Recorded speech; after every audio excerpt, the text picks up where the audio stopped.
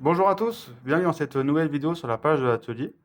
Aujourd'hui, je vais vous faire une petite vidéo dans laquelle je vais vous montrer les difficultés du quotidien du métier d'horloger, comme moi. Voilà, tout ce qu'on rencontre vraiment au quotidien et qui, à la longue, est vraiment usant. Moi, j'ai un client qui m'a amené cette montre, hein, donc c'est une jolie montre, c'est une Tag Heuer Monaco, parce qu'il avait un problème. Il avait l'aiguille de chrono qui était tombée, donc elle se baladait dans le cadran. Donc, bon, c'est vrai que ça peut arriver, une aiguille de chrono qui tombe, bon, pas souvent ça peut arriver, soit parce qu'elle est mal ajustée, soit liée à un choc très important. Et bon, j'ai compris pourquoi l'aiguille est tombée, je vous le dirai en fin de vidéo. Mais déjà, quand la montre est arrivée, il y avait un problème au niveau du joint de lunette. Ici, ça c'est le joint de lunette hein, qui se met dans la carrure, hein, dans une gorge, et ensuite on vient mettre la lunette dessus. Il s'est trouvé que le joint de lunette était vraiment mal mis, il était pincé, c'est-à-dire que le joint il était pas dans sa gorge et il sortait au niveau du cadran. C'est-à-dire que visuellement, en regardant la montre, on voyait le joint qui sortait. Donc déjà ça c'est absolument pas bon.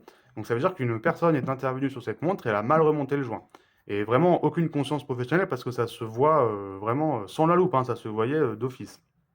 Donc déjà ça c'est absolument pas bon. En plus je me demande comment la montre est passée à l'étanchéité, sauf que c'est une montre étanche 100 mètres avec un verre pincé. Ça j'aimerais bien qu'on m'explique. Donc déjà premier problème. Deuxième problème, l'aiguille de chrono, bien évidemment. Ensuite, quand moi j'ai fait un entretien, parce qu'il fallait faire un entretien sur cette montre parce qu'elle fonctionnait pas bien du tout, j'ai entièrement démonté la boîte. Donc on a démonté la lunette.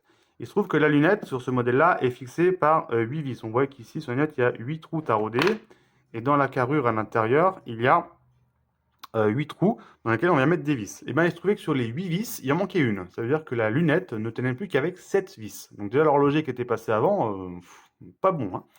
Et ensuite, sur les 7 vis qui restaient, il y en avait une qui avait sa partie filetée de cassée dans la lunette. Donc, c'est-à-dire que la partie filetée de la vis était cassée et elle était restée dans la lunette. Et l'horloger s'est pas cassé la tête, il a remis la vis comme ça, elle tenait pas, c'était pas grave. Donc, c'est-à-dire que sur les 8 vis de lunettes, il y en avait plus que 6. Voilà. Donc, déjà, pas terrible. Et ça, c'est quelque chose que moi, je vois, je découvre vraiment au démontage, hein. Je veux dire, je l'avais pas vu avant. La montre ayant un fond squelette, j'avais pas ouvert complètement la montre pour le devis. Voilà, donc là, il faut que je retrouve des vis.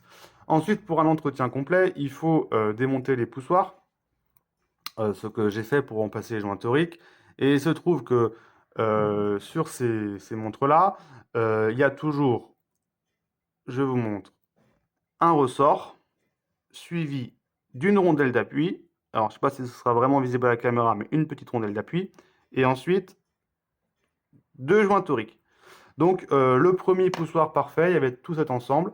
Sur le deuxième poussoir, évidemment, il manquait la rondelle d'appui. Ça veut dire que le ressort appuyait directement sur le torique, ce qui n'est pas bon du tout, parce que le ressort, en poussant, il pousse sur le joint torique et puis à la longue, il le détériore. Donc vous allez appuyer 3-4 fois et le joint torique, il va rentrer dans le ressort, ou le ressort va rentrer dans le torique, ça dépend dans quel sens on le veut. Et du coup, à la fin, bah, il n'y a plus du tout d'étanchéité, c'est absolument pas bon. Et bien évidemment, pour la petite surprise qui fait bien plaisir, la rondelle d'appui ne se détaille pas. Voilà, donc moi, si jamais je commande chez Tag Heuer une rondelle d'appui, ils vont me livrer un poussoir complet. Voilà, donc là, je vais être obligé de fabriquer une rondelle d'appui sur mesure. Voilà, et donc ça veut dire que la personne hein, qui a remonté la montre avant, il a pas remis la rondelle d'appui, soit parce qu'il savait pas qu'il y en avait une, soit parce qu'il l'a paumé, soit parce qu'il n'était pas mal mis. Il a oublié de mettre une vis de lunette, il a une vis de lunette qu'il a pété, et il a mal mis dans la lunette. Et en plus, la montre est passée à l'étanchéité apparemment, hein, donc franchement, il faut qu'on m'explique. Et pour la fameuse aiguille de chrono qui a sauté, moi je ne comprenais pas pourquoi. Et en fin de compte, j'ai compris. Il manquait le paillon. Alors le paillon, c'est ce petit ressort qui est ici. Et ce petit ressort vient limiter le jeu de la roue des heures. Donc ça, c'est la roue des heures qui vient porter l'aiguille des heures. Et ce paillon vient travailler entre la roue des heures et le cadran. Donc c'est ce paillon qui va limiter en déplacement la roue des heures. Il se trouve que ce paillon, il n'était pas. Il l'avait pas mis. Donc du coup, sans paillon, la roue des heures suite à un choc, elle s'est levée. En se levant, toutes les aiguilles sont soulevées et l'aiguille de chrono l'a dégagée. Voilà. Donc j'ai dû en plus trouver un paillon. Voilà, donc c'est pour vous dire ce qu'on peut trouver dans le métier d'horloger. C'est galère du quotidien parce que à la longue, c'est vraiment des galères. Et juste pour vous dire de faire très attention là où vous déposez votre montre, parce que c'est pas parce que vous allez dans une concession Tag Heuer qu'il y aura forcément un horloger consciencieux, ça ne veut rien dire du tout.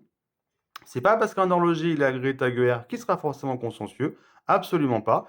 Et une fois de plus, ces histoires d'agrément, eh ben, c'est de la cochonnerie, parce que les agréments, c'est une histoire d'argent. Les agréments, on les paye. Ça n'a absolument rien à voir avec la conscience professionnelle. Voilà, donc il faut faire très attention. Moi, je pense que ce client, il est allé en toute bonne foi pour faire un entretien chez un concessionnaire Tag Heuer.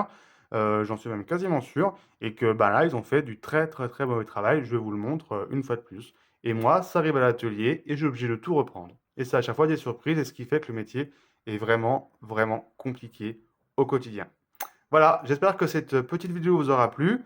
N'hésitez pas à laisser vos commentaires si vous en avez et faites très attention à qui vous confiez vos montres. À bientôt!